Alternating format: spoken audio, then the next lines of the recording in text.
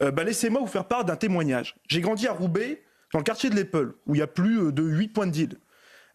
Et les habitants vous disent la même chose, tous. C'est-à-dire ceux qui se lèvent tôt pour aller travailler. Ils vous disent une seule chose. Si l'État veut reconquérir ces quartiers, il faut cesser de diriger l'appareil administratif et fiscal contre ceux qui bossent pour le rediriger contre les trafiquants de drogue. Aujourd'hui, ça veut dire quoi concrètement, avec quelles concrètement, mesures, je prends les téléspectateurs à témoin. Et aujourd'hui, on a l'impression d'avoir un État fort avec les faibles, mais faible avec les forts. Faible avec les caïds, faible pour envoyer les impôts, pour envoyer les contrôleurs administratifs, pour aller faire des contrôles sociaux, et pour aller comprendre où va l'argent sale. Faible pour aller responsabiliser les bailleurs sociaux qui donnent des logements sociaux à vie à ces familles de délinquants qui ne quittent jamais le parc social.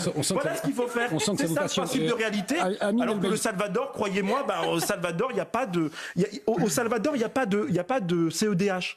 En France, ils vont pouvoir bénéficier de cette Cour européenne des droits de l'homme et ils seront jamais punis.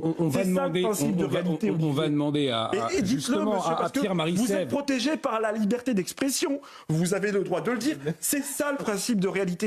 C'est pas le Salvador. C'est ça la réalité. Non, mais bien sûr, justement, on va demander à Pierre Maricev, avec la spécificité européenne, avec la spécificité française, aujourd'hui, quelles mesures urgentes qui n'ont pas été prises faudrait-il prendre aujourd'hui pour lutter contre ces trafics de drogue? Alors, je suis entièrement d'accord. C'est vrai, la Cour européenne des droits de l'homme, le cadre juridique français général va poser des problèmes.